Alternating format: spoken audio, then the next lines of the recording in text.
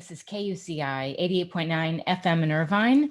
Standing by to join me is Jodi Rosenfeld. We're going to talk about her debut novel, exploring coming of age with meaningful discussions of sexuality, religion, mental health, and the book is called Closer to Fine. Welcome to the show. Thank you so much, Janeane. It's great to be here. Were you a fan of the Indigo Girls? Oh, I was and am. I am a huge fan of the Indigo Girls. Yeah, I'm a saw groupie. them. Yeah, I saw them in concert, and as soon as I saw the title, I'm like, she's a fan.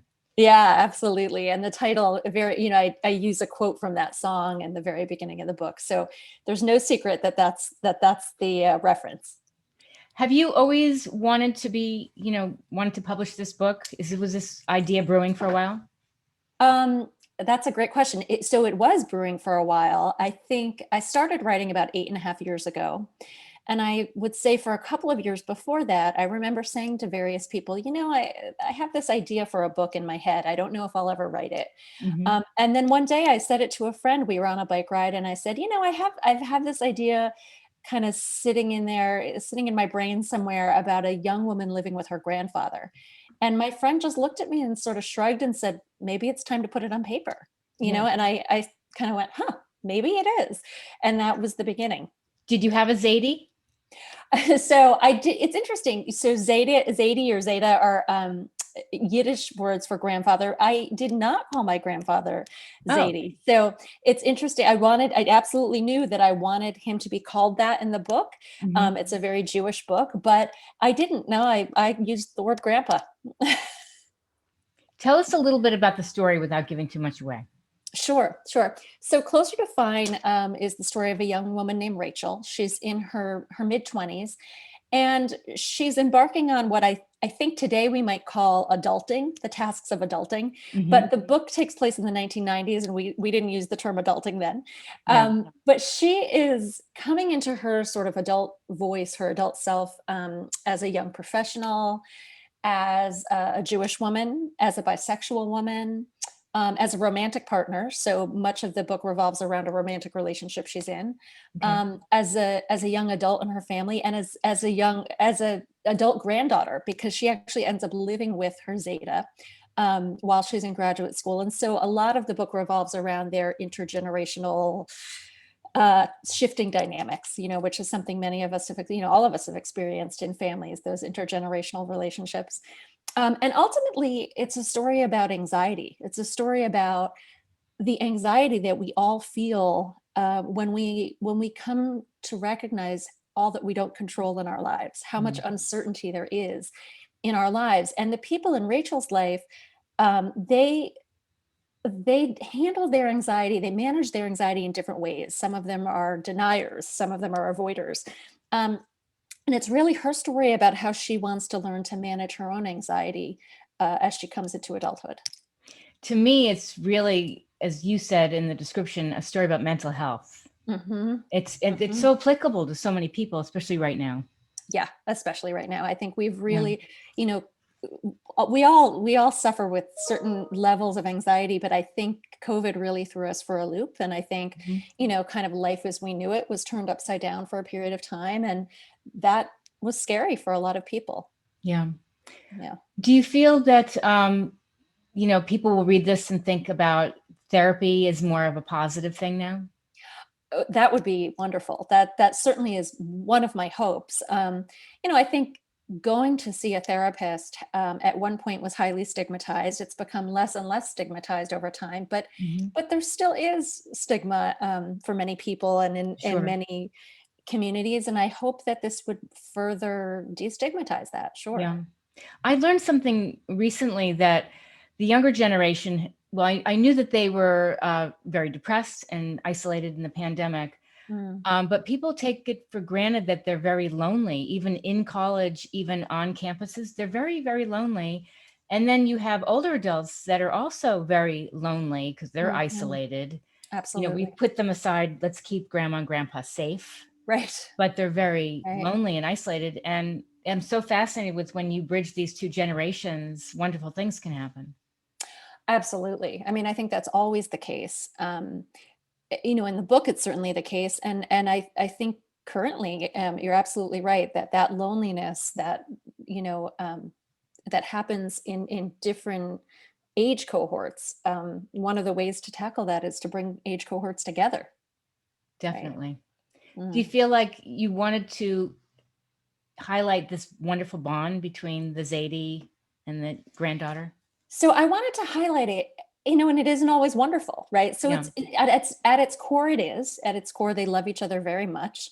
They're very close, and yet they come at the world very, very differently. Zayde is, somewhat symbolic of all tradition. He likes to do things the way they've been done, Mhm. certainly religiously, but also in many ways in his life he adheres to tradition. And Rachel, in contrast, is someone who likes to do things in new ways, likes to think in new ways. And for the two of them to find common ground across those differences is not always easy.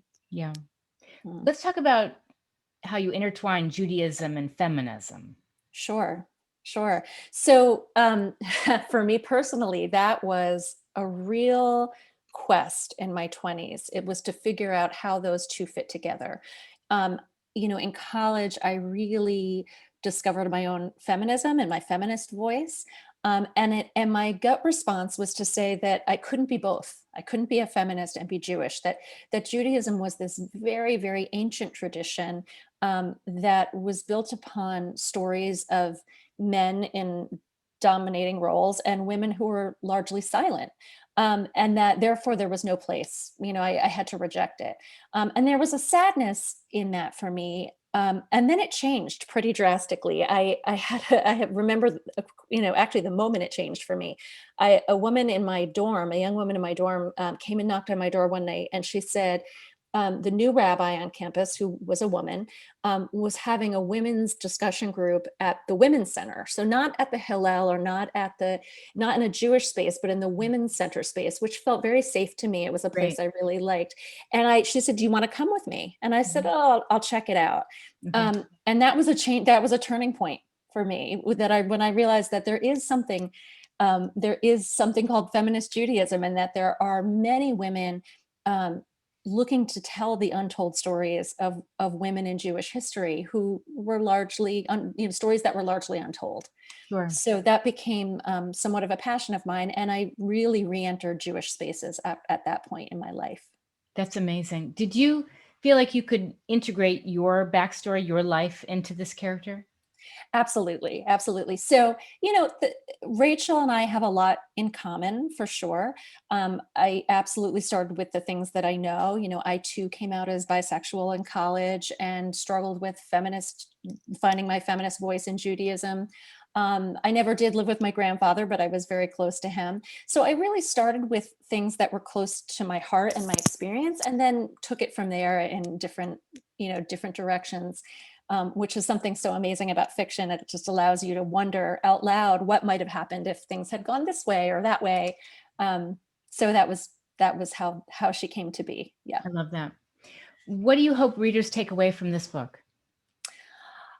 I want readers to um, to see that no matter who we are, right? Who we date, who we Mhm. love, how we worship, that we actually have some very common threads of our humanity, Yeah. and that we experience anxiety very similarly. There's a lot that we're afraid of, being human beings on this earth, and it makes sense that we're afraid of them, and that we find solace in each other, in our relationships first and foremost.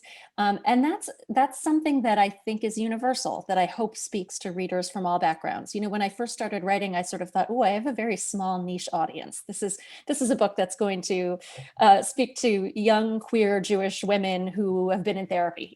And then over time, I think I've changed my mind about that. I really now see it as a much more universal Definitely. story. Yeah. Yeah. It's so interesting. My dad used to have this saying, "Don't confuse love for weakness." Mm. And he was trying to get across, don't stay with somebody that you know is keeping you from growing, that is the wrong person because you're just Mhm, used to them, mhm. and you're weak. You're too weak. Yeah, You're not strong enough to make the bold move to know you'd right. rather be alone. Right. Yeah. I think that's there's a lot of wisdom in that. Yeah. Right. And it speaks to, again, this kind of universal anxiety we have. We're all afraid of being alone in certain ways. We all make decisions for reasons other than, like he might say, love, right? For Mhm. reasons other than what's best for us. We sometimes make them as ways of feeling safe. Right. And that's a great example of something many people do. Before we wrap up, my show is called Get the Funk Out. I love the title of your show. Thank you. And we all go through these ups and downs, as you know. What advice would you give to somebody right now who's been struggling, mentally, emotionally, physically? Yeah, absolutely. You don't need to do it by yourself. That's the most important thing, that there are resources, so anyone who needs support, like you said, whether that be emotional support, if you're physically unsafe, certainly, then there are many resources in every community, and not to be afraid to even just hop online and Google and say, where can I get help for this or that? And then to pursue that, because I think, none of us need to do this alone. Right. Perfect. Yeah. And where can people find out more about you? They can go to my website, which is jodirosenfeld.com. And I would love to hear from readers and hear what you thought about the book. And I hope you love it as much as I loved writing it. And have you already started your next one? I have not. I have not started my next No one. pressure. Yeah, no pressure. That's right. That's right. I don't think there'll be a sequel per se, but we'll see. All right. Well, keep me posted. Great. Thanks, Janeane, so much. This was lovely.